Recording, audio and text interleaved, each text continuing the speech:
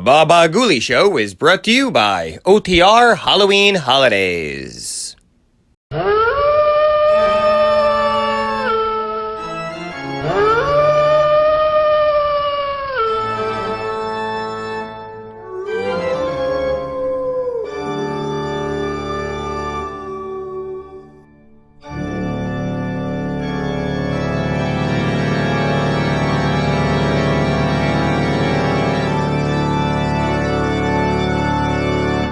Tired of the everyday routine?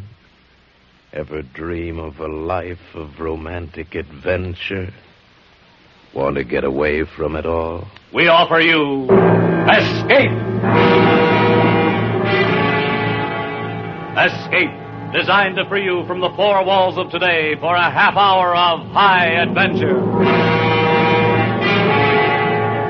Tonight, we escape to a lonely lighthouse off the steaming jungle coast of French Guiana and a nightmare world of terror and violence as we bring you again, in response to hundreds of requests, Three Skeleton Key, starring Vincent Price.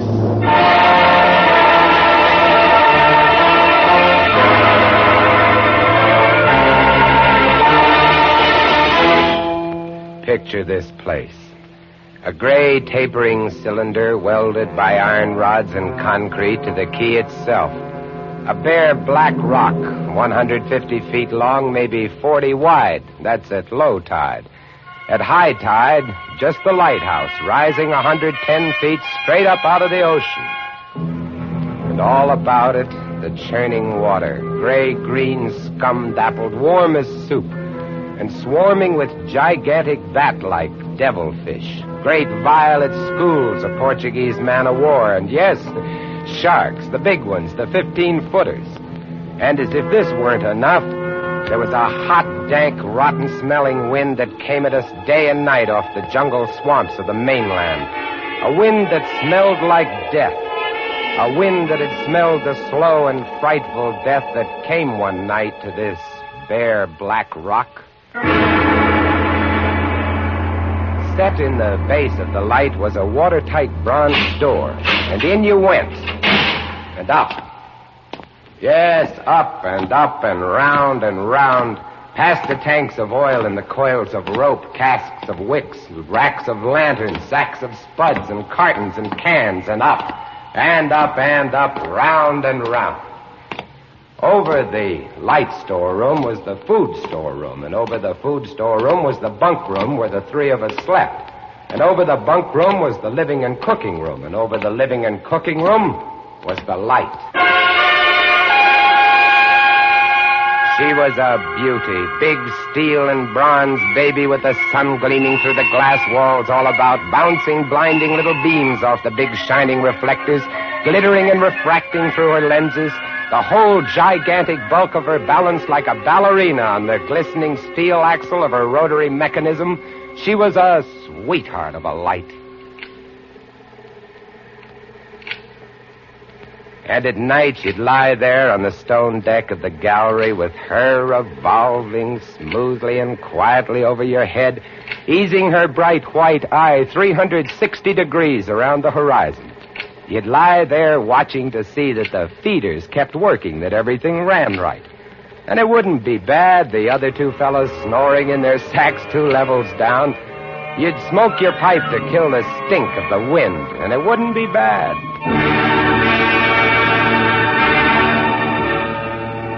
About those other two, Louis and Auguste.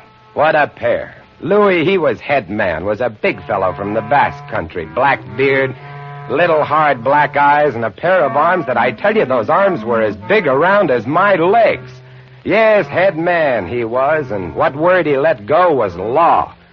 A silent fellow, and although I spent my first 2 weeks trying to strike up a real conversation, the most I could ever get out of him was... John, I took up this profession because I don't like people. They want to talk too much. It's quiet work, light tending. Let's keep it that way. You're getting to be as bad as Auguste. I thought maybe for once they'd send me somebody who That could keep was his Louis. mouth shut. When he accused me of becoming like August, I quieted down, because August was the talkingest man I'd ever met. The talkingest and the ugliest. He was hunchbacked, stood 4 feet high, had red hair and big blue eyes. It seems he'd been an actor in Paris. Yes, indeed. Played in over 200 different productions, dear boy, at the Grand Guignol. Oh, but it was monstrous horrible, the way we used to scare the audiences. I was hated. Yes, they used to throw things and hiss and bare their teeth at me. Finally, it got too bad. I couldn't stand it any longer. I gave up the theater. My nerves, you understand. Yes, gave it up completely. I really did. Couldn't stand it any longer.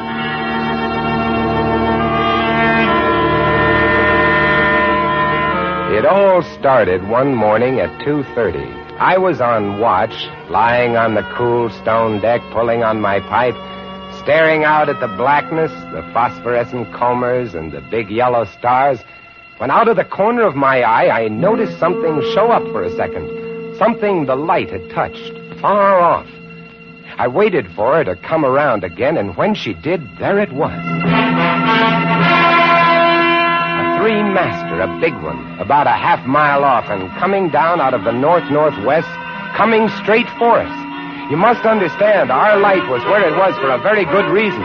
Dangerous submerged reefs surrounded us, and ships kept clear. But this one, this sailing vessel, was coming straight on. I went over to the gallery door and yelled, "Louis! Louis!" Couldn't understand it. I waited for the light to come around again. Ship headed for the reef! Hurry right up!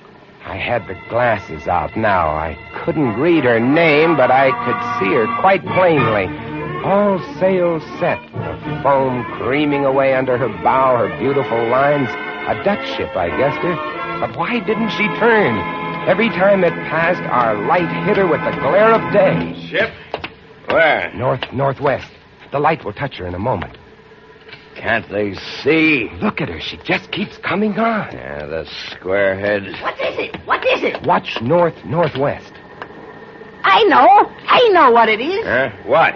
The Dutchman, the Flying Dutchman. We did a play about her once. Oh, what a performance. You ghastly galleon, hag-ridden, curse-driven, must on. Shut up, will you? She's luffing. Yes. Sloppy way to come about. She's derelict, that's it. Derelict? Abandoned. The crew left her for some reason or other.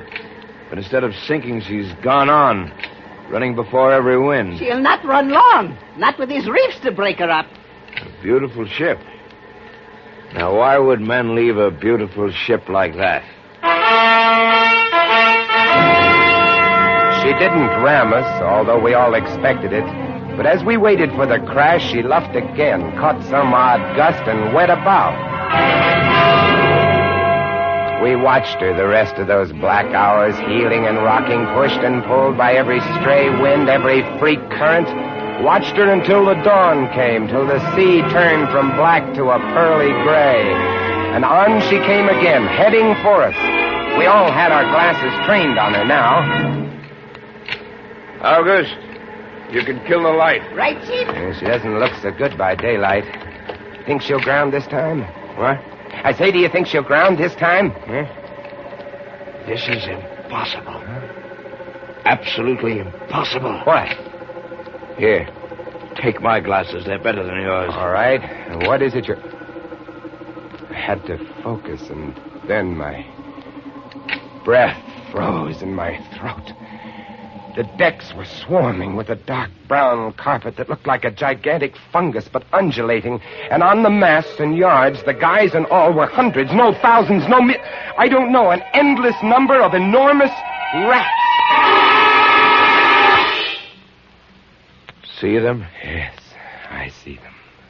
Now we know why she's derelict. Yes, now we know. What are you two doing? Here, give me a look. Yes, give him the glasses. Take a good look, chatterbox. Give you something to talk about. She's still heading for us. Yes. She's going to turn. She better turn soon. Suppose she doesn't. You mean suppose she piles up on the quay? It's low tide. Yes. Yes, it is. Where's all the conversation, August, huh? Here, want the glasses again? Want another look? No. She's still coming on. Go away. Go away. Turn, will you? Turn, I say, I pray you. Turn! She's climbing up. The rats. Look, on the water. Like a carpet. They're swimming. Sure, they're swimming. Those are ship's rats. But they're swimming for the rocks. The door below. It's open. Come on. Down we went, racing down the stone stairs, taking them 3 and 4 at a time. Scared? You bet we were scared. August, you get the windows. Maybe they can climb. We don't know. Right, Chief. But hurry.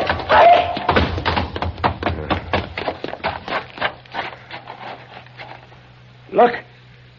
See them? No. Oh, yes, I do. Up at the other end of the rock. Look at them. Millions. They smell us. Here they come. Close the door. Can't. Here. Let me. Oh, move. You move. Heave. Made it. Holy. That was close. One guy in. Look, there. Get him! Watch it. He's kicking. He was as big as a tomcat, bigger. And his eyes were wild and red, his teeth long and sharp and yellow. He went for us, starving, ravenous, and we fought him, fought that one rat all over the room. It was, oh, believe me, I do not exaggerate, it was like fighting a panther. Got him. We better get aloft. As we ran up the winding staircase, we passed the tiny windows of the various levels, and at every one was a thick, wriggling, screaming curtain of brown fur. I was ahead of Louis, and I dreaded each successive level. Suppose they had found a way in. Look at them. Will you look at them?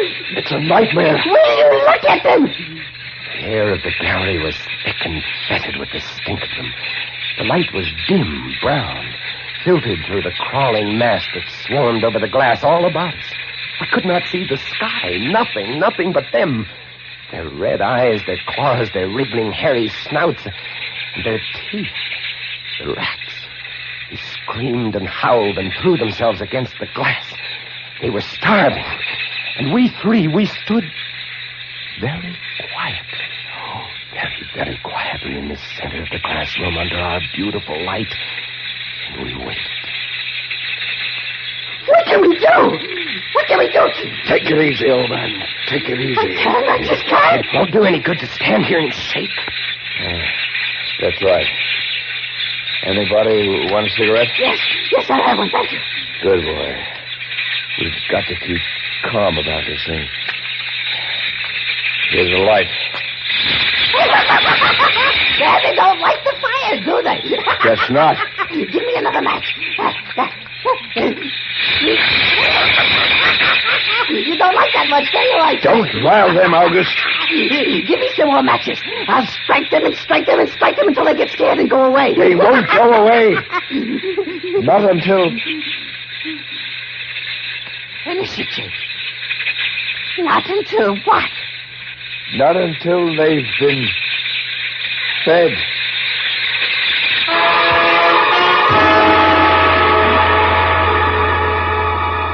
You can take just so much horror, and then you get used to it.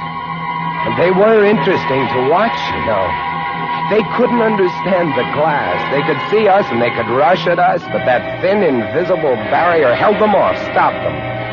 From time to time, we caught a glimpse of the rocks below. More rats down there, swarming brown velvet in the bright tropical sunlight. And then the tide began to rise. If only it had drowned some of them. Ship's rats don't drown. No, sir, you cannot drown one of them. They're all climbing up the tower. This bunch around us is getting thicker. Say, what's the time? 6:15. You've got first watch, John. Right. Wake me at 10. I will. Come along, August. It was getting dark. One side of the room was lit a soft, filtered red. Sunset through the racks. Oh, very pretty. I set the wicks, checked my fuel, and then lit the lamp. It caught them. Lit them in their gigantic wriggling web of pale, hairless bellies, twitching red tails, bright eyes. Then I started the rotary motor. The light drove them mad as she swung slowly and smoothly about. She blinded them in the fierce stabbing bar of light, moving continually about, of a turning, of a touching, of a moving around and around, and they twitching and shuddering, eyes flaming when they were struck by the light. The bright light moving, and behind on the dark side of the room, so close, I dared not turn my back, but you cannot help turning your back when you're in a room made of glass.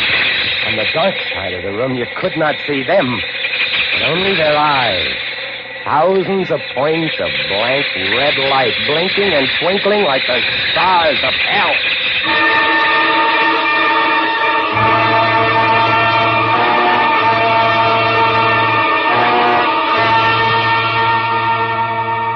Louis relieved me at 10, but I didn't get much sleep that night, and when I came up into the gallery early next morning, there stood August, his back to me. He was bowing to the rats, waving his arms and making a speech. I am going to play once again that magnificent role which made me the toast of the Paris theater.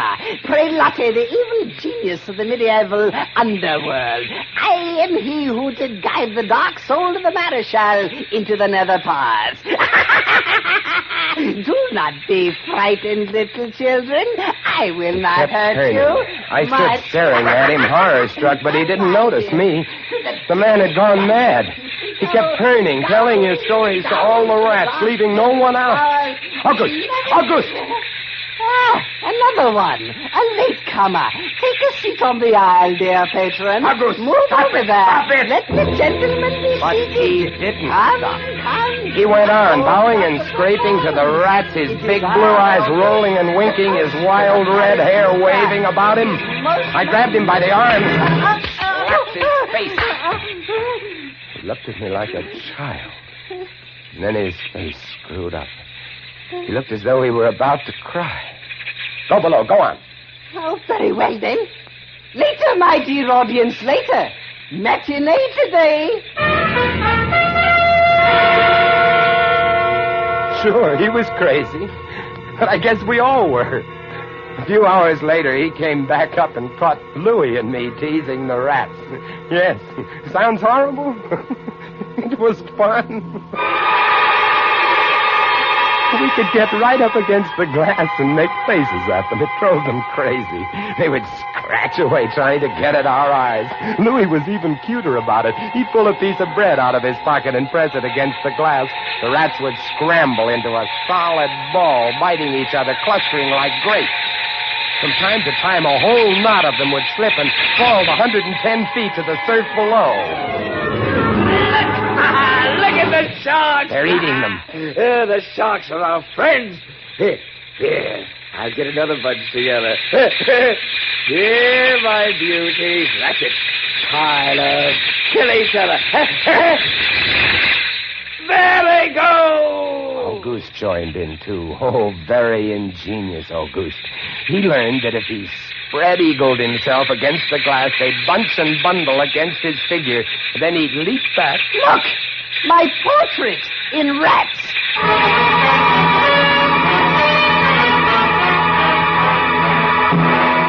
It went on all day. And then I was lying in bed. It was about midnight. I was very tired, and I was just beginning to fall off to sleep when I became conscious of a new sound. Couldn't figure it at first. I got up, lit the lamp, and went to the window.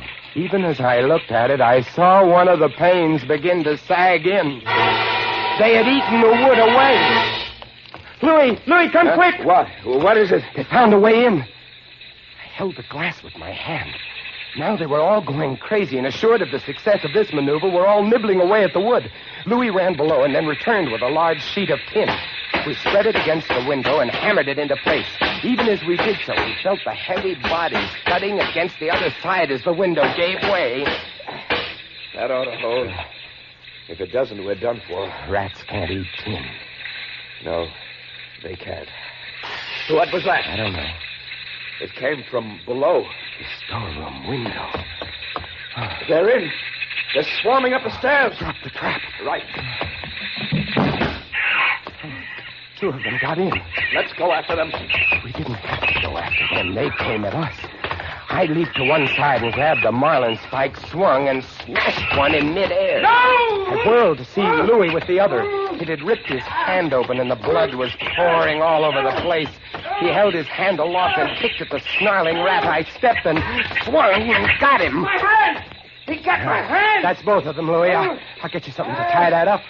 Blood! Look at it! My blood! I'm bleeding! Now, don't worry about it, Louis. Here, look. I'll wind this kerchief around it. It'll be okay. Blood! There, now. It's not bad, just the flesh. Then I became conscious of another new sound. They were gnawing their way through the wooden trap door. I watched the wood fascinated.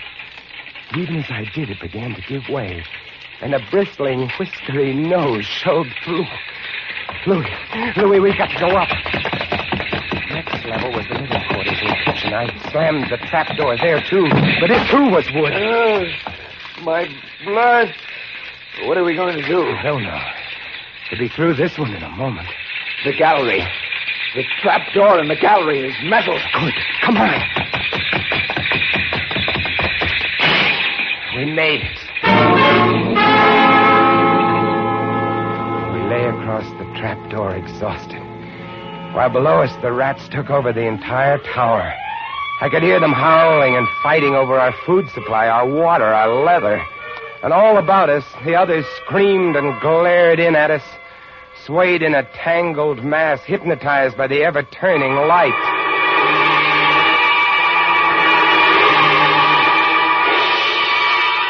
By morning, the air in the little room was horrible. Until now, we'd been getting air from the tower below. Now that was sealed off, and so was all our food and water. We lay exhausted, panting, waiting. And the hours crawled on. I was almost dozing from fatigue when I saw a sight that brought me too fast. Would you like to come in, my beauty? Would you? I hold the powers of life and death, and I can let you in, you know. August was standing by the glass, and in one hand he held a wrench. He was tapping the glass gently, not quite hard enough to break it. I eased myself to my feet and slowly, very slowly, tiptoed toward him.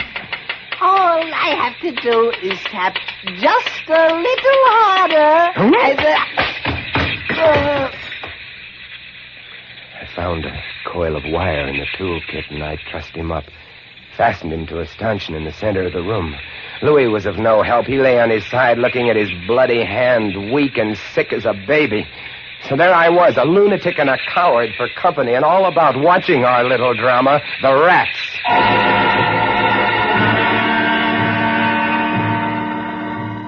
The day dragged by. The supply boat wasn't due for another 12 days. I don't know what they could have done if they had come. We had only one way of summoning them, and that was to shoot off distress rockets, but the rockets were 4 floors below. And even if they'd been right there in the gallery, I couldn't have opened a window to fire them. That night, I tended the light, but its flame was devouring our oxygen.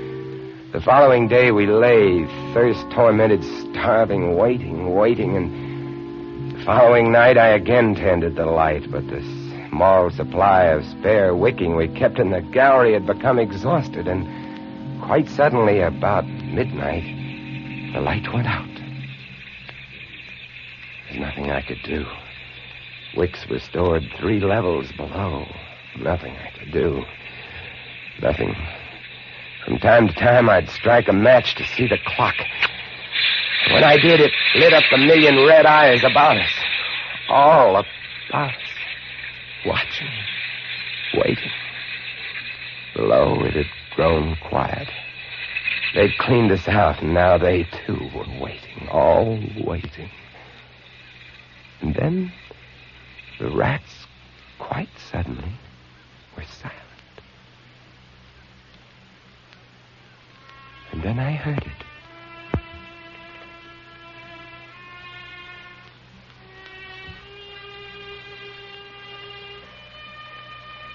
And then I saw the sky and the stars. The rats were gone. I went to the glass. Out there on the water, a small freighter, a banana boat, showing a few lights, came softly and innocently at us. The light was out.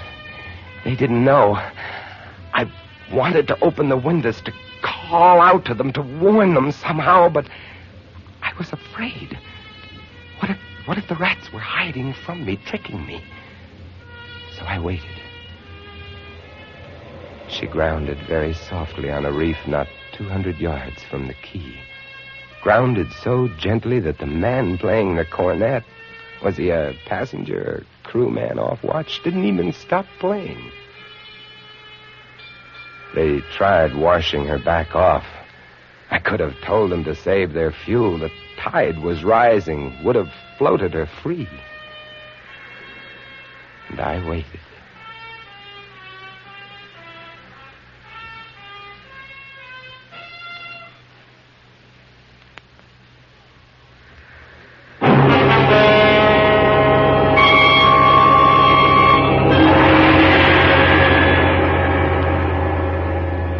That's all.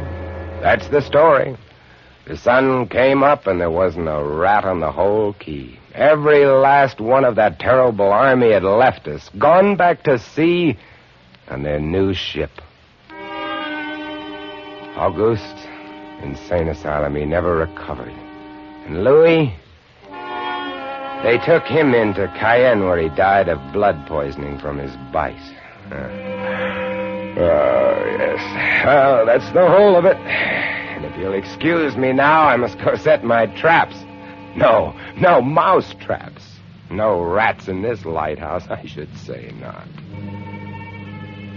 Life in the lights isn't bad, but sometimes when I see a strange vessel approaching, I get a little nervous, sure.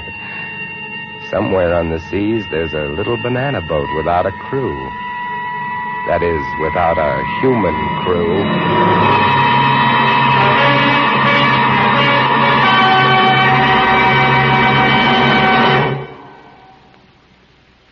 Escape is produced and directed by William N. Robeson. Tonight we have presented Three Skeleton Key by George Tadouz, adapted for radio by James Poe and starring Vincent Price as Jean. Supporting Mr. Price were Harry Bartell as August and Jeff Corey as Louis. Sound effects on Three Skeleton Key, created by Cliff Thorsness and executed today by Mr. Thorsness, Gus Bays, and Jack Sixsmith, have been awarded the Best of the Year by Radio and Television Life magazine. Harry Essman was at the control panel, and special music was arranged and conducted by Del Castillo. Next week... You are swimming for your life in the dangerous waters off the Florida Gulf Coast, about to be smashed by a launch carrying a vicious criminal who must kill you or die himself. And on shore, 500 yards away, the police are waiting to arrest you for murder. And there can be no escape. Next week, we escape with an exciting tale of temptation and death on the Gulf Coast of Florida, as John and Gwen Bagney tell it in Danger at Matagumba. Goodbye, then, until the same time next week when once again we offer you Escape. A patch of weeds, a boxer's biography, and a mild, lukewarm bath. They're all clues that lead the police of Jackson, Michigan to a killer in the gangbuster story on CBS this Saturday night. It's the case of the double push, to be heard on most of these same CBS stations this Saturday night. This is CBS, the Columbia Broadcasting System.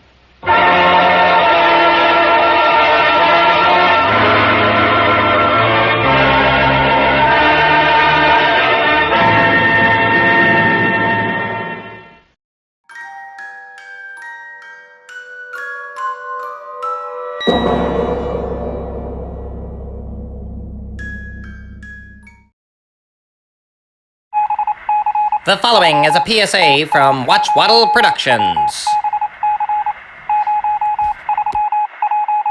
Now that autumn is here, be prepared for the day of mischievous pranks and disobedient escapades. That is,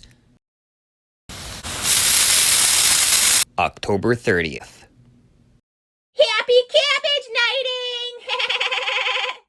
Halloween Eve. Before the tricks and the treats, there is Cabbage Night. Thank you very much, ladies and gentlemen. We now return you to the Bah Ghoulie Show on OTR Halloween Holidays.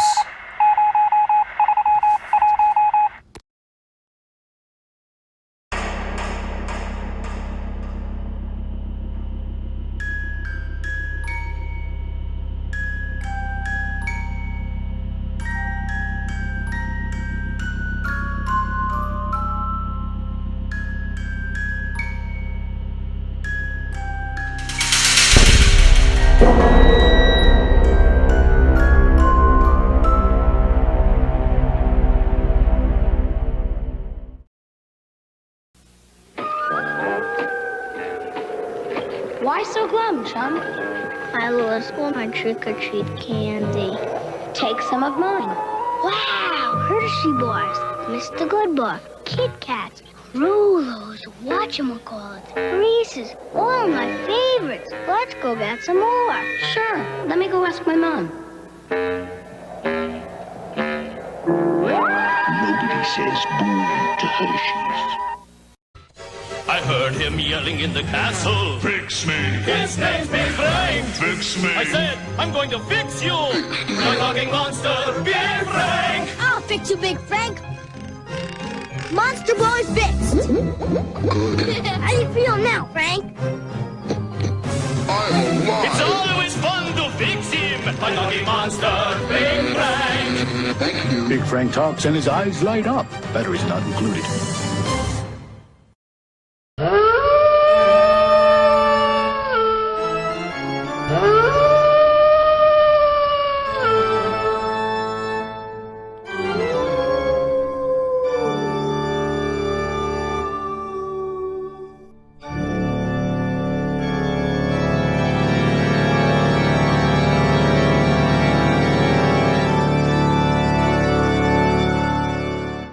The Mummers in the Little Theater of the Air.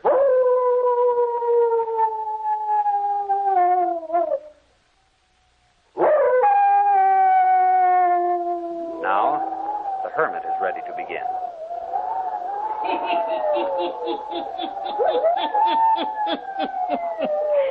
Ghost stories. Weird stories. And murders, too. The Hermit knows of them all. Turn out your lights. Turn them out. Have you heard the story? The search for life?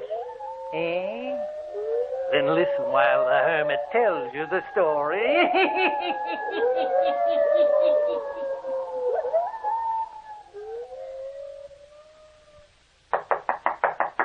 Yeah? Hale, don't you think it's time you stopped for a while? It's getting awfully late. Just a moment. I didn't notice what time it was, Vera. Come on, I have a nice warm supper ready for you. Well, I'll lock the laboratory door and be right with you. Oh, I wish you wouldn't work so hard, Hale. You mustn't worry about me. A research scientist has to work hard. I've barely seen you these past few weeks. You've never worked this hard before. And I've never done anything like this before. Here, let me seat you. Thank you. What are you doing, Hale? Vera, have you been in my laboratory? I only went in the other day to clean up. I didn't notice that you had cleaned up. Looked the same to me. You came back before I had a chance to do any cleaning. But being somewhat of a chemist yourself, you studied my notes, eh? Well, they were there on the desk. I couldn't help but read them. Hale, you must stop it. Stop this experiment immediately. What I'm doing is nothing more than other men have done before me. The creation of the elements the body needs to live on and on. Yes, possibly the chemical inoperative procedure for the recreation of a dead person. Recreate a dead person? Well, that's impossible. Why is it? Why is anything impossible if you know the cause and effect and the properties that make it up? Hale, drop it, please. Don't go ahead with this thing. If you succeed, you'll control a thing that was never meant to be controlled. Yes, I shall control death. And the world will bow to you, flock to you at first. And then they'll grow to hate you and despise you for what you've done. They'll seek you out and kill you. Because if death was not to be, someone else would have changed it aeons ago. Hale, you must stop this experiment before you get... Coming. Why, Court Mander. Hello, Nada. I came as soon as I received your message from Mr. Browson. Come in. Oh, I'm glad to see you, Court. You know, I've tried for almost a week to get in touch with you. In here. I've tried equally hard to make contact with you. You're a celebrity now. Oh, you don't do so badly in that laboratory yourself. Won't you sit down? Thanks. I can only stay a few minutes. Hale Browson is rather exacting since he's perfected his experiment. Oh, let's not talk about him. I seem to be afraid of his very name. Bringing dead people back to life. Doing miracles. I'm his assistant. You're not afraid of me? Someone I've known all my life, grew up with? Oh, don't be silly. Of course I'm not afraid of you. Well, Nada Arling, the actress. I never believed it'd be like this. You doubted my sincerity or my ability? No, I never doubted either. But that night 6 years ago when you went away, well, that's the way I've always pictured you. I've never forgotten that night, Court. Nor I. I wish we could have had this meeting when I first arrived. Then you're leaving? I must, Court. But why? Is it always going to be like this? I said 6 years ago, if I ever married, it would be you. But I can't turn back now. I have contracts. Doesn't the fact that something inside both of us is slipping away mean anything to you? Our youth is slipping away, and that's the only thing I have. Our relative proportions and understandings are what I meant. That's not true. Because I'm Nada Arling and your assistant to Hale Browson, the new creator, even that can't change it. I don't like my position, Nada. That of waiting for me or as a research scientist? Both, but I'm afraid of the latter. I'm surprised. Mr. Browson's discovery has made him the most important person in the world, and you're basking in every glory that's his. That may mean a great deal to you, but to me, it's something horrible. I only accepted the position as Browson's assistant for one reason. You accepted him? It was the other way around. No, he told me what to expect, but I was willing to chance it then. Now I know I was wrong. Already it has begun to show itself. We're going to work the other way. The other way? To work against creation? Yes. Hale Browson gave his discovery to the world, thinking its greatness would overshadow any evils it might give rise to. And instead, its evils have overshadowed its greatness and has gone beyond control. Court, what you contemplate is murder. There's no alternative, Nada. Oh, what of the good you've done? Good? You haven't seen some of those old people we treat continually. We give them life when their souls cry out to die. That's what we're doing. And everyone calls it good. You've changed, Court. I didn't know. I'm sorry, Nada. I shouldn't have come here. You know how I feel about you. I'm entering another world, and you are the only thing that remains between me and... Well, I can stop now. Leave Browson. You and I could go where no one knows us. Oh, that'd be running away, Court. Something that never solved anything. I know what to expect as I am now. I'm realizing an ambition, and I can't give it all up in a moment. No. I guess you couldn't. I should have known. Where does your tour take you? My boat leaves for South America at 6 tomorrow morning. Court. Yes, Nada? I want you to promise me something. All right. That you'll forget Hale Browson and what you plan to do. Will you promise? All right. Yes, I promise. I hope you mean that. Oh, I do. I do mean it. Are you going to board your boat tomorrow morning? No, later this evening. They're giving me a reception, and when I leave there, I'm going directly to the boat. I see. Leaving so soon? Yes, I have to be getting back. Are you going to tell Mr. Browson tonight? Tonight? Why, that's what I'm going to do now. I'll probably see you at the boat later. Well, why such an abrupt departure? I wanted to... Strangely he acted. How very strange.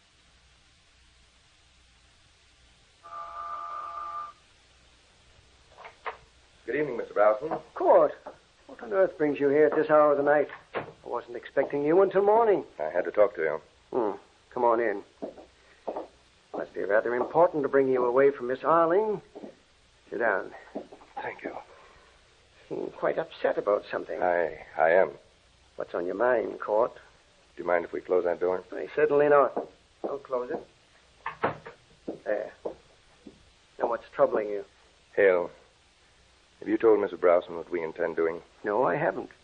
Naturally, I haven't told anyone. Good. Hale, before we start allowing them to die when they should, I'm going to kill Nada Arling and bring her back to life. But why? Why should you want to kill her? You're going to marry the girl. That's what I had hoped. But it's all changed now. And why have you come to me? You know almost as much about the procedures as I. Yes, that's true. But I don't know what chemicals not to use in order that her brain will remember only to a certain point and not beyond. She won't marry you? No. Her career is more important to her than I am. You know, this is murder. But I'll bring her back to life. And in so doing, you intend creating her mind so it will forget its former fame? That's what I came to see you about. So far, our creations have been with everything but the mind. That we've been unable to change. When we brought people back to life, their memory patterns remained the same. Now, I know you've been carrying on further research along this line. Court, I have. My first experiment was tonight. What was the result? Just a moment, and I'll show you. Come with me to my laboratory. Who was it? Oh, a derelict who had died. Now, just a moment before you enter. The experiment wasn't entirely successful. I brought the subject to life easily enough, but his brain, well, you shall see.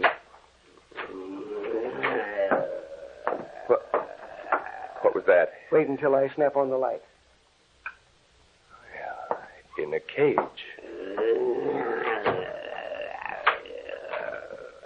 Looks all right. Doesn't seem to be anything wrong with him. Don't go too near that cage. He may look all right, Court, but I assure you he isn't. Look at his eyes. Yes, they have a wild, starry cast to them. And it's gibberish. What does that sound like to you? It's almost like an animal. Yes. He wasn't insane before he died. No, he died of a heart attack. Well, then how did he become like this? I reconstructed his brain exactly as it was. But the brain must manufacture something of its own that I don't know about. The only way I have of keeping him in that cage is to charge the bars with enough electricity to kill an ordinary man. It only stuns him. Well, for heaven's sake. What you see behind those bars is not a recreated human being, but a prehistoric man of gigantic strength. I wish we had some other place to work. That thing gets on my nerves, jabbering and growling. I can't let Vera know about this. We'll just have to stick it out, Court. Oh, this formula of yours. Yes? We've been over it 1,000 times, and still the answer's the same. Now, shut up. Court, please. Don't do that again. If he should break loose with the outer door locked, we wouldn't have a chance. Well, why don't we kill it? With what? Well, we could use a gun.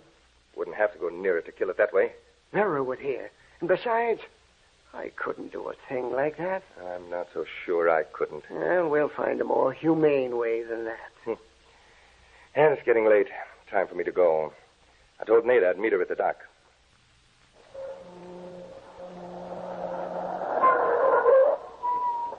Nada. Nada. Cold. I thought you'd wait on the shift. No, it's best this way. I was rather hurt the way you left me this evening. I'm sorry, Nada. Well, come. Sit in the car a few moments. It's warmer in here. All right. I'm so glad you came down. So glad I was able to see you again before I left. Nothing could have kept me away. This'll be a long trip. Yes, it will be. Of course. Is there something wrong? No. Is there something troubling you? No. I just touched your hands.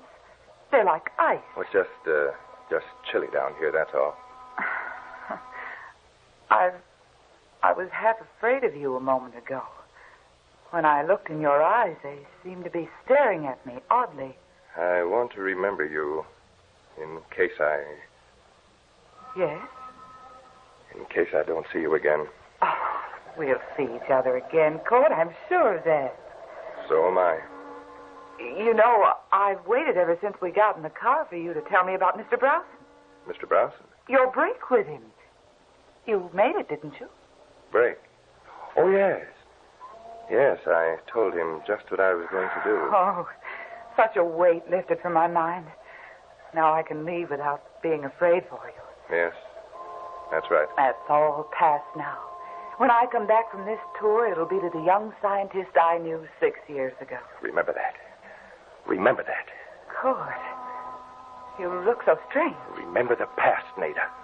Court, what are you doing? Court! Nada, don't struggle, please. Just breathe deep. This poison is sure. I'll wake you soon. Oh, Nada, wherever you are, hear me. Believe me. You're the only life I have. I'll bring you back. But you must remember only the past. You must remember things as they were before. You must remember only...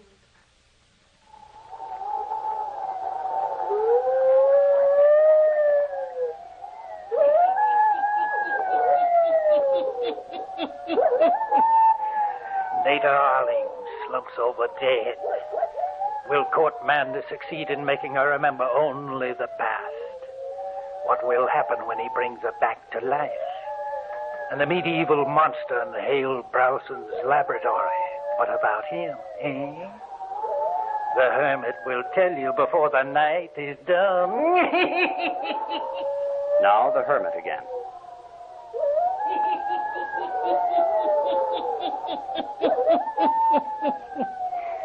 Court Mander has brought Nada Arling to Hale Browson's laboratory. Mr. Browson is making preparations for the final operation on Nada Arling's brain.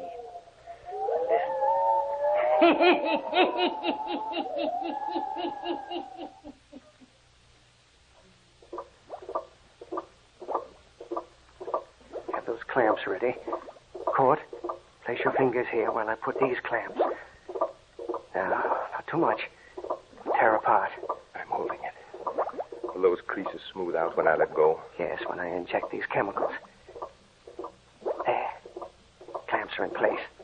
Now for the injections of this fluid. I'm ready for that now. Gently, gently. Now release your fingers slowly. Slowly. Careful. Careful. Oh, his growling frightened me. These clamps slipped when you moved. I have to put them back on again.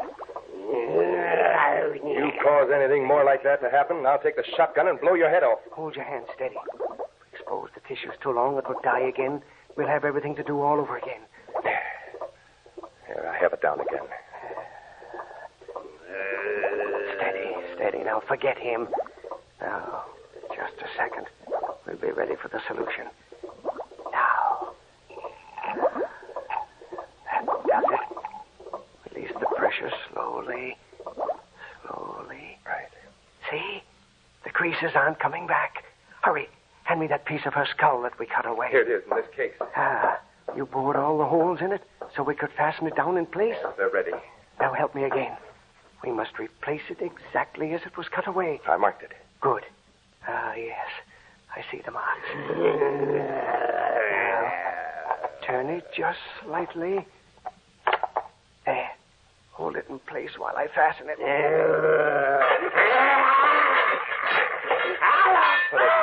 That monster grabbed his cage and the electric shock made him scream. The lights. Court, they're dimming. What is holding onto the cage and shocking the current? I can't see the work.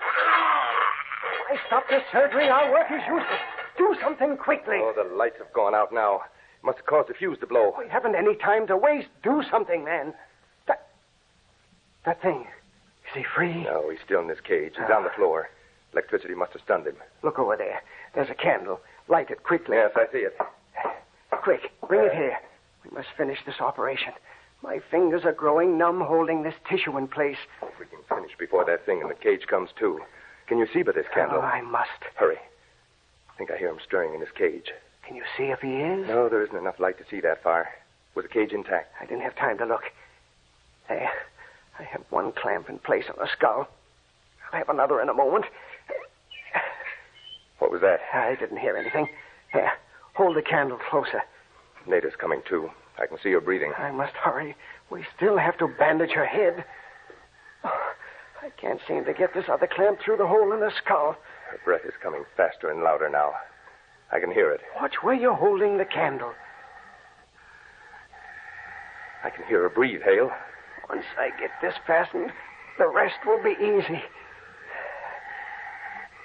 She's breathing so loudly, Hale, behind you. What? The man! He's out of his cage. He's coming toward us. He'll kill us. Wait! We're your friends. Wait! We're going to help you. See? Come, follow me. Hale, Nada. She's going to be all right for a moment. We must get him back to the cage. Now, that's it. Come along. Court. He's watching you and Nada. He's motioning for you to get away from Nada. Watch out, Hale. He's reaching for you. Oh, he's crushing my arm. Court. Quick, there's a hypodermic needle on the table. Get it. Yes, I have it. He's watching me now. Look what I have here. This'll make you feel better. Come just a little closer. Get him with that needle. His fingers are crushing my arm. Now, just a little closer. I won't hurt you. Let go of me. Let go. Claude, get him with the hypo quickly. Claude, he looks like he's listening to something. He's loosening his hold on me. In a moment, I might be able to pull free. Staring at. Claude, look. Nada is getting up from the operating table. No, she can't. The operation isn't finished. Use the hypodermic for her, Claude. Hurry before she stands up. See? She's sitting up now. Nada, lie down. Oh, get back, you. He doesn't want you to go near her. Man. Nada. Speaking. Man from the past. We are going back, you and I. And we will take Court Mander and Hale Browson with us. Court! Man from the past. Bring Mr. Browson here. Court, do something. Help me. Court Mander, try to move. I can't. I can't move. No. You want to. But I now control your will. They can let me go. He's killing me. Court, talk to her. I didn't bring her here. Have her make this inhuman monster. Let me go. Hale Browson, you must die. No, you can't do this to me. It's murder. You have murdered many. But it was different. It was the only way. Man from the past, you must hurry. I'm not much longer for this earth. Fingers, they're crushing my head. My head.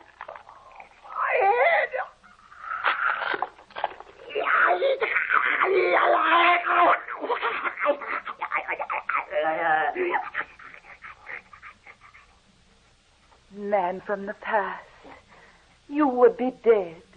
You're not for this world. They brought you back against your will. Court Mander, you spoke of shooting this man. Where is the gun? In the gun rack. On the wall there. Get it.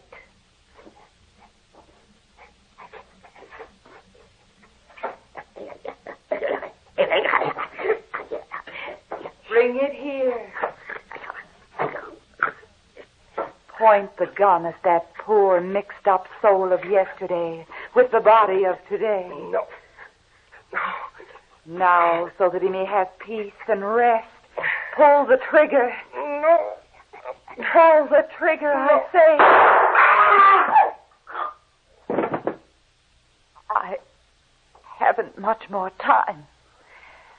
Court Mander, you and Hale Browson have been violating the eternal law. Man is born to die, and die he must. Your soul will never rest in this world, but it will never come back. There is one more shot in the gun, Court. Yes, Nada. Hand the gun to me. Yes, Nada. I must lie down on the table here. Stand in front of me Yes. I am here. This is the end of the world you created. Now we may all rest in our graves. Hale!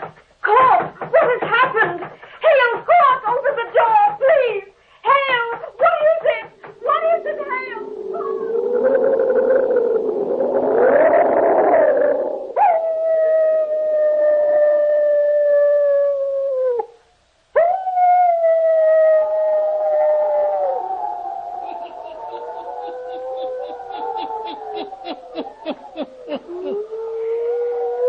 Vera Browson's cries go unanswered.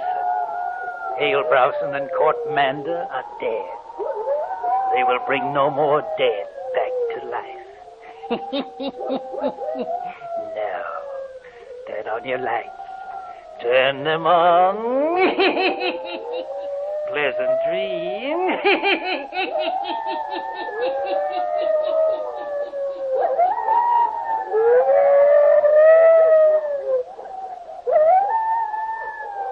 All characters, places, and occurrences mentioned in the Hermits Cave are fictitious, and similarity to persons, places, or occurrences is purely accidental.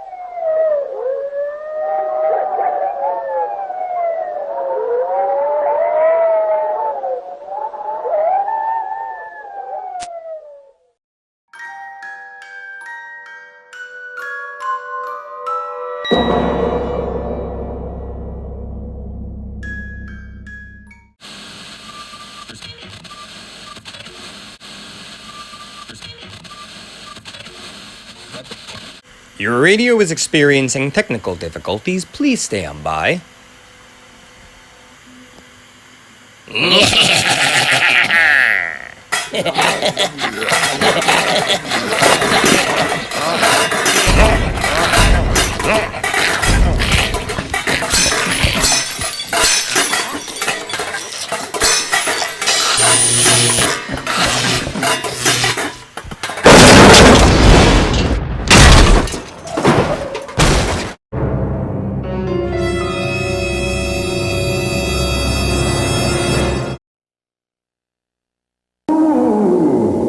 High Halloween prices.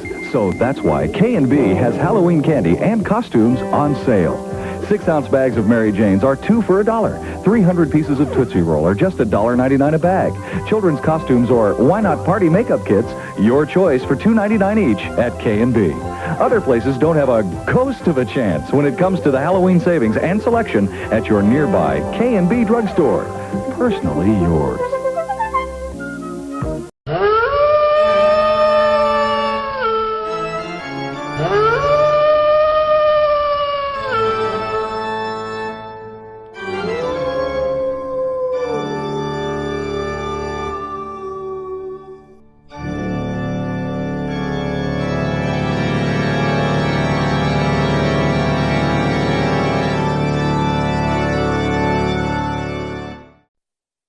Time now, 6:30.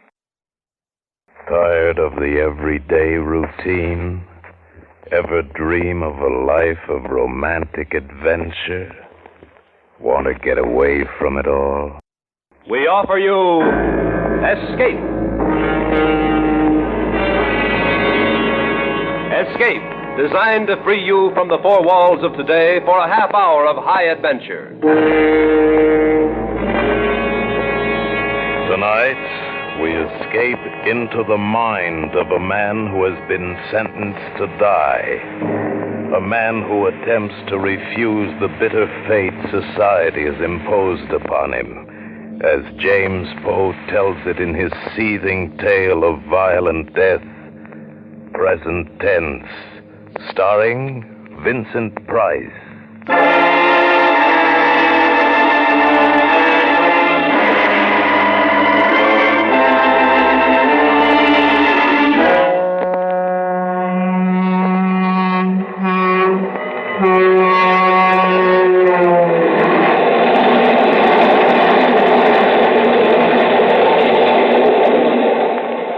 Dim pain, the cold, dark land wheels away.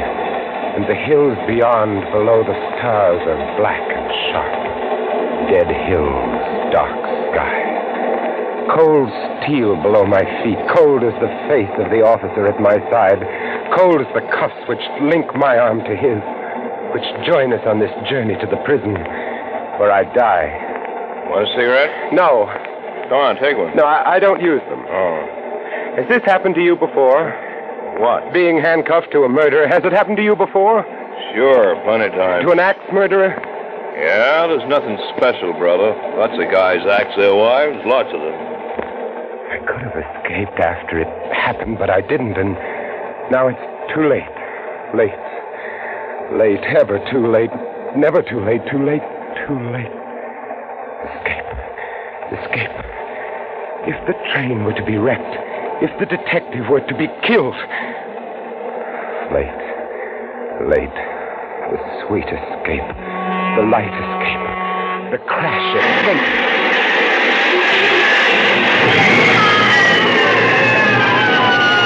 No! Oh, no! The darkness. Where am I? The cars must have gone down the gully. No lights and those people in pain.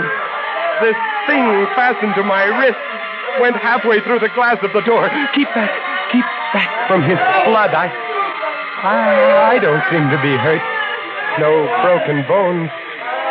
Escape. Now the key in his pocket, his bloody pocket, and the cuffs are off. His gun and the wallet. His face. His face is gone. His own mother wouldn't know him. I'm free. Fire! Fuel oil! I must get away. Here, my ring onto his finger. There, that completes it.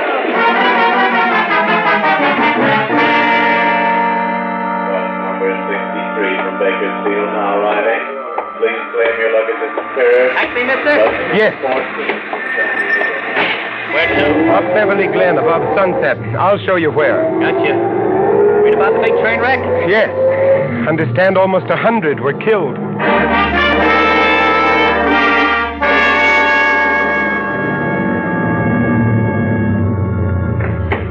Here you are. Keep the change. Thanks. My home. It looked so small, so shabby. No one took care of it during the trial. No one cared. No one.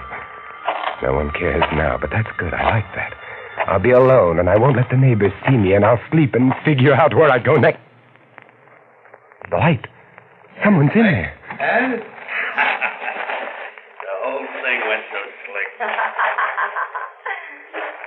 You'll always be the friend for those of us, won't you? Always. You bet I will, baby. Bet I will. No, it can't be. She's dead. I know she's dead. Want another bottle of beer, honey, huh? Yeah, sure. It's cold. You bet it's cold. But I'm not. You said a mouthful there. That husband of mine was never able to make me feel like this. Takes a man, baby. All he could do was sit around and write those poems all the time. We framed it so good that even he thought he killed you.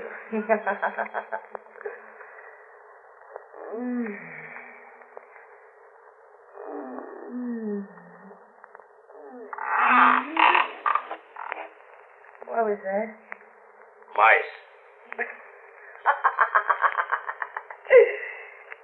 You're funny, you know that? You're real funny. Open the kitchen door so quietly and walk softly. Here on the wall by the stove, the cleaver. Honest, I hear something. Oh, you're nervous, baby. Yeah. Relax just a little bit. See them now. It is she. How did they do it? How did they trick me into imagining the murder? I am innocent. Sweetmeats. That's what you are, sweetmeats. Love her, man. The pig in his dirty undershirt. Soft, weak, white neck, fat on his arms. Pig. Grip the cleaver and walk like a feather. He shall be first. Soft, white neck. Honest, I hear something. What's the matter, sweetmeats? What's the matter?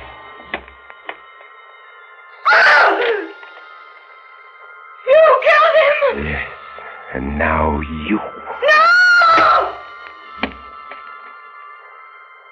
I was innocent, and I thought myself guilty, and now I am truly guilty, and never in my life have I felt so innocent.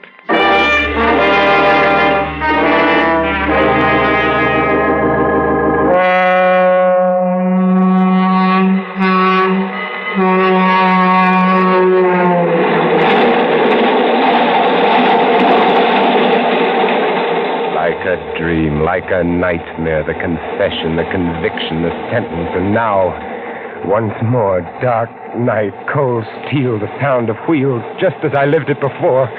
Why, even the cold face of the silent officer at my side, hard, cold face, so much like that other face.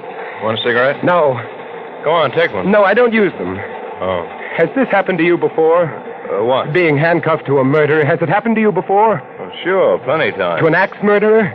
Yeah, you're nothing special, brother. Lots of guys axe their wives. Lots of them. But were you ever cuffed to an axe murderer who killed two people at once? What are you talking about? My sin, my crime, what I did, I killed them both. Slam. Take it easy, brother. You only killed your wife. Just her, just one, that's all.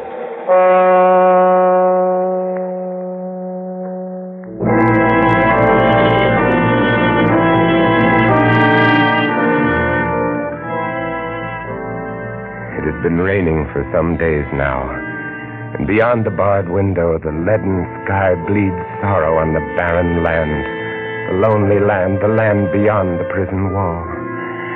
The sky was blue when first I came here, blue, so blue. And now it has become as the walls of my cell, of all our cells. Dark, cheerless cells, these lifeless cells, these cells of men who wait to die. That wet sky, gray sky, cheerless sky. But it is beautiful. I have 12 hours left of life, 12 hours left to live. Beautiful sky, beautiful, beautiful, wet and fresh and alive. Oh, rather would I spend eternity at a well's bottom with but one patch of that to gaze upon than leave this life, than leave this earth, than leave this sky. But leave it I must. The guard told me no man has ever escaped San Quentin's death row. Blocks and bars, guards and guns lie between me and the world beyond. No escape, not from here. But wouldn't it be nobler to gamble my life in bold attempt and lay it down in reckless resignation, eh? So, now to get out of this super-guarded area. Oh! Oh, guard! Guard! Hey, pipe down, cut it out. Well, what's wrong? What's the matter with you? My gut, here, it's killing me. Your gut, huh? Well, I'll call a medic. Now, as I press, you tell me where it hurts. Everywhere, and all over down here. There! Oh, don't touch that place again. Call the ambulance. Right. This man's got appendicitis.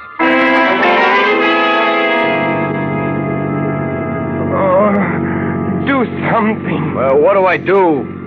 Why did they send somebody with you? The interns are all tied up. They're giving shots today. Well, he's acting kind of crazy. Let's get him over to the hospital block. Now, hurry. I can't drive any faster. My windshield's steamed up. So wipe it. You got a rag? Yeah, here. You could use my handkerchief. Okay, pal. Give him the handkerchief. Oh, my gun! What the... Keep right on driving through the gate, or the top of your head comes off. You won't get away with this? I will. I'm betting my life that I will. How far back is the prison? About 15 miles. At least that. Okay, pull over. I'm taking her from here. And you two. I want your money, your clothes. And then you can walk back and explain about me. Explain about him?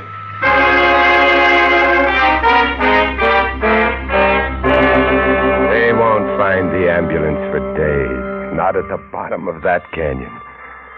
Now I cross the border on foot and into Mexico.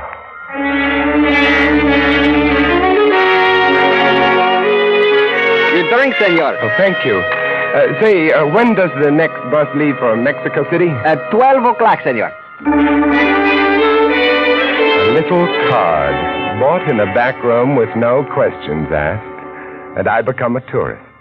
4 days' growth of beard, and I become poor. An empty suitcase with a butterfly net strapped to its outside, and I become a source of amusement. A funny, dumb gringo.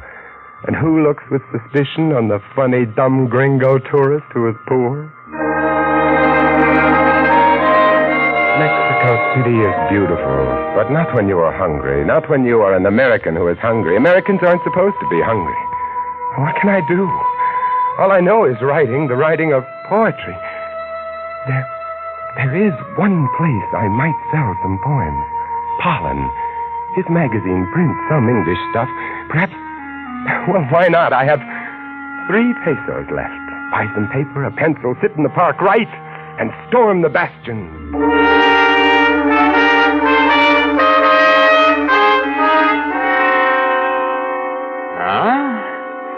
Ja? Ja, das ist gut hier. Do you like them, Mr. Pollen? Well, excuse me. Lucida! I have some poems here. Oh, let me see. The river doubled, dreaming troubled, fester passion of my soul. Ah, muy bueno. Yeah, that is just what I thought. You are too kind. The poet should read his own work. that drips sweet droplets, passion's goblets, fate's thy roll.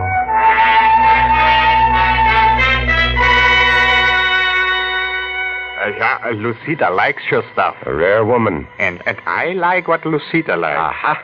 She says we do a book of your stuff. Oh? So here's an advance. Too much. Take it. When the book? That it is. Right. Got the poem? I'll get them. Your name is? Smith. No good to dull. So true. I'll make a new one. Please do. And so? Good day, and I'll be back. In 30 days. With the poem.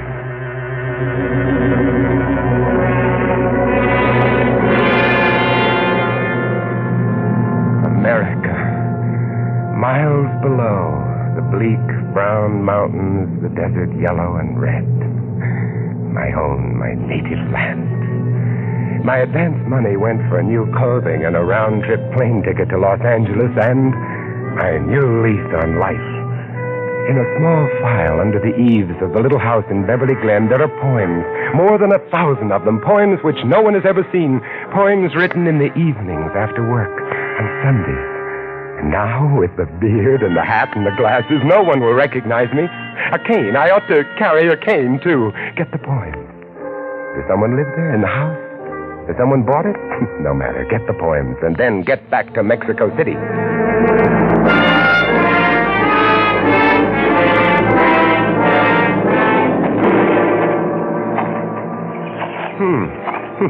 Someone is living here. I wonder who. The hedge is trimmed. And my hammock. Someone's put on a new canvas cover. Fred, get the door. Will you get it yourself, baby? I'm shaving. Oh, all right. Yeah? Oh, no, it can't be. Well, what do you want? Her face, it's Mary, but I thought I killed her. Who is it, baby? Well, what is it, mister? What do you want here? Are you the lady at the house? Huh? Who's that at the door? Some creep with a beard. Yeah, I'm the lady of the house, but I don't want to buy anything. Well, what is it, Santa Claus? What do you want? Are you the man of the house? Yeah, I'm the man of the house. And sweetmeat. I'll say. So what of it? I'm making a survey. I'd like to ask a few questions. May I come in? Well, I don't know. Ah, let him. What's the difference? Thank you. First, your name. Name? Yes, please. Fred Sneed. Hey, where's he going? Mister, what do you want in my kitchen? The cleaver, Mary. Don't you know me? Mary. Hey, who are you, mister? Look close, Mary.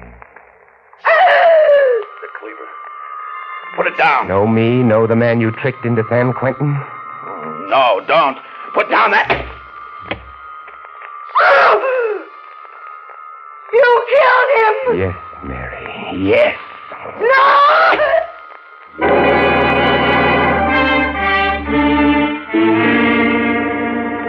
confession, conviction, sentence, transportation, and, again, the death cell as before.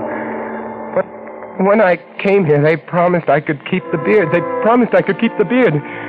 And it's gone. Gone. I can't remember when. What's that? Who's coming?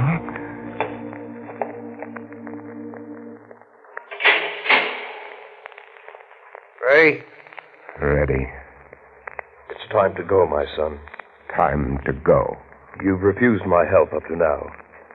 But perhaps you'd like to walk with me. Rather beside you, Padre, than beside one of these mercenaries. My legs, the muscles quiver, not with fear, no, but with the desire to feel themselves moving, straining, acting, while yet there is time. I'm not afraid, but this body, I hate the thought of its being killed by these men. My beautiful body, soon it will be dead, cold, rotting, dead. It will rot. No, they must not do this to me. You must be brave, my son. My body. Years I spent with the great corporeal master, the yogi, learning my bodily purpose, my bodily care, the use of willpower to control my body. The yogi, my teacher, yes. I shall use yoga, suspend my breathing and become invulnerable to their gas, suspend my body functions to the point of death and fool their doctor, of course. Oh, yes, the greatest escape of them all, and this time I must succeed.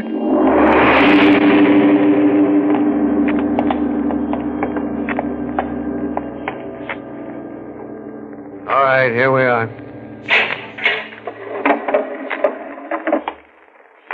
The room is so small.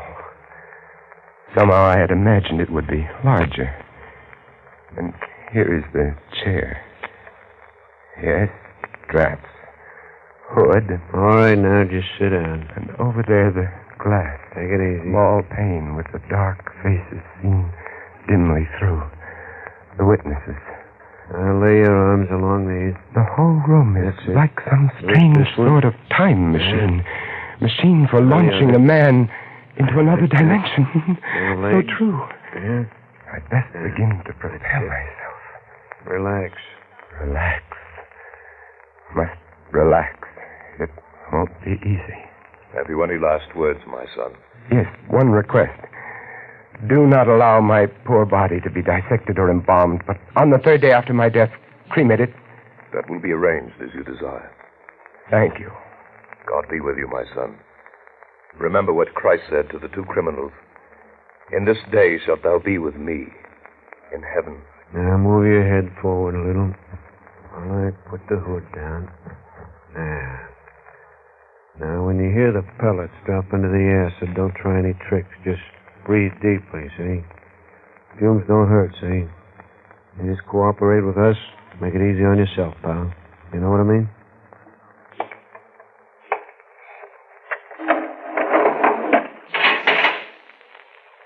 Dark here under the hood. Now, the last breath, as the yogi taught me. And the lungs hold it. Body limp, all muscles, tendons, joints. Relax, all slow the bloodstream, lock the breath. Hold. Hold. Slow. Slow. Hold. Suspend all bodily functions. Hold. Fix the eye in. Suspended animation.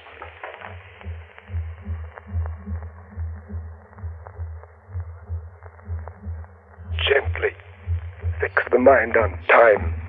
Ease the beating of my heart. Time as a picture on the screen of my mind. Slower. Slower. My perception is slower. The time seems to spin by now. Go slow, my heart.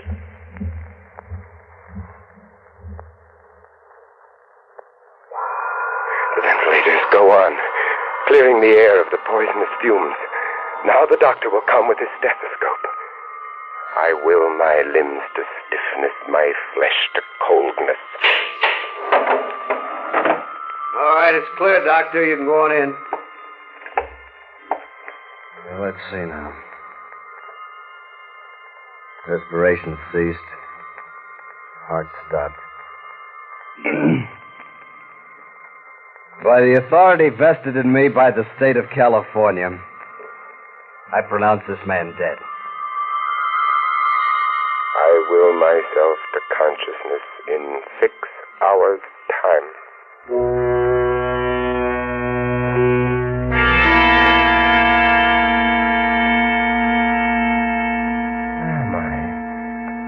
Dark here and cold, so cold. I must get up and see.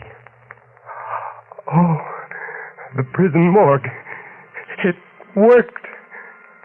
But I'm cold, so cold. What's this on my toe? A tag. Too dark to read it, but I know what it says. It has my name, prison number, time of execution, yes. And now to look around. Because the next step must be played just right. And this should be it. A coffin crate ready for shipping. Some cadaver being returned to a sentimental family. Well, that ought to be just right. With him on my slab, my tag on his toe, and the most perfect escape of all time underway, here we go. I will my body to return from its state of suspended animation and to come immediately out of trance when next this coffin shall be opened.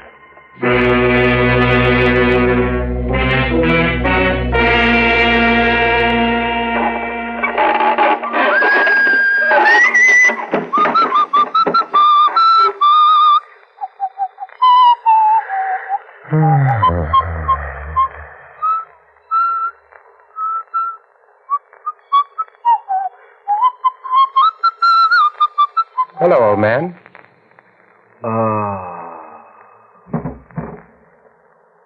Funeral parlor. Poor fellow. Must have a bad heart. Let's see. No, it's going. Well, let's hope he's out for a while.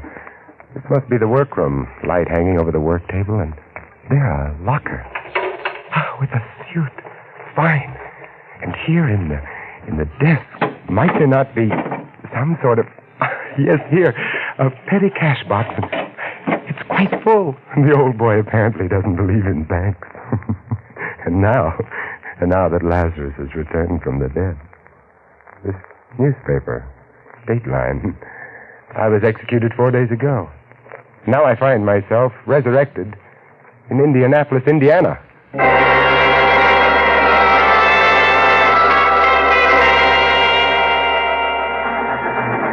Los Angeles, California. This is Los Angeles. You can claim your baggage in the station or on the platform.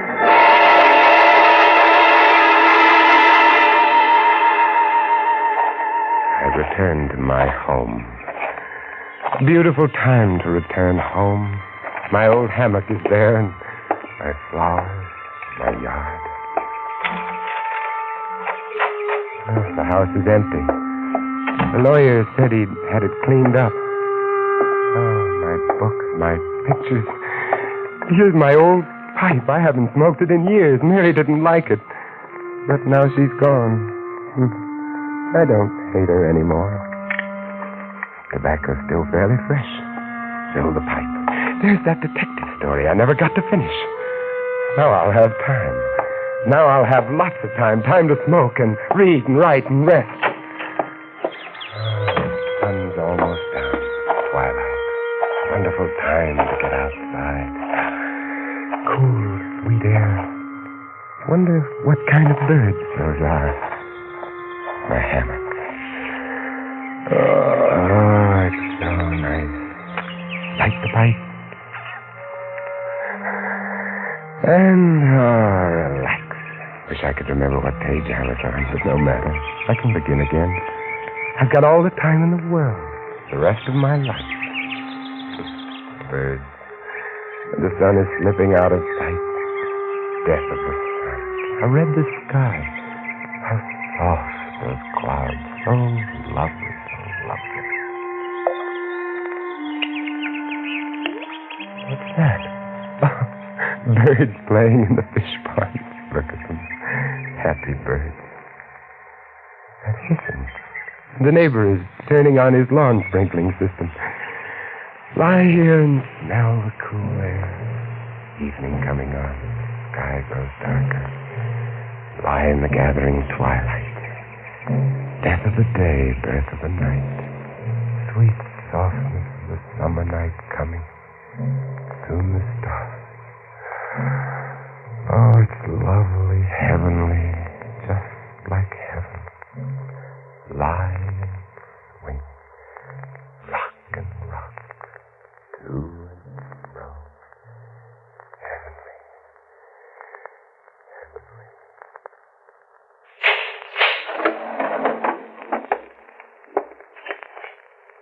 By the authority vested in me by the state of California, I pronounce this man dead.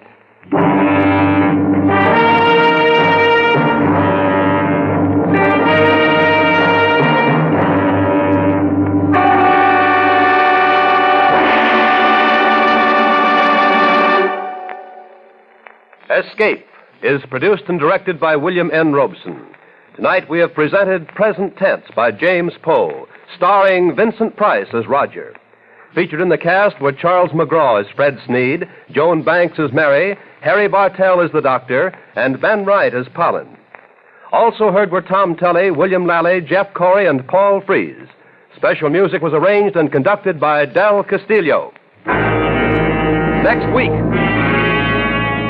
You are alone at the controls of an experimental rocket aircraft, about to be hurled 40 miles out from the Earth's surface into the limitless boundaries of space, into a nothingness from which there may be no escape. Next week, we escape with Graham Doerr's imaginative and widely discussed story of a rocket pilot who receives the strangest and most terrible warning in the history of man, the outer limit. Goodbye, then, until this same time next week, when once again we offer you Escape. When Bob Hope visits Bing Crosby on Bing's CBS show tomorrow night, they'll be singing a duet called Have I Told You Lately? That's a good theme for Bing and Bob, for you know and I know that when the two lads get together, the gags about each other's shortcomings fly thick and fast. Tomorrow night, with National Sauerkraut Week as the springboard, Bing and Bob promise one of their most hilarious meetings. So don't miss the CBS Bing Crosby show, which is heard on most of these same stations. Now stay tuned for Pursuit, which follows immediately on most of these same CBS stations.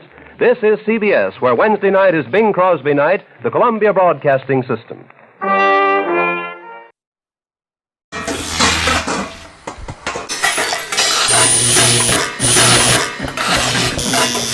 Watchwaddle Radio Repairman.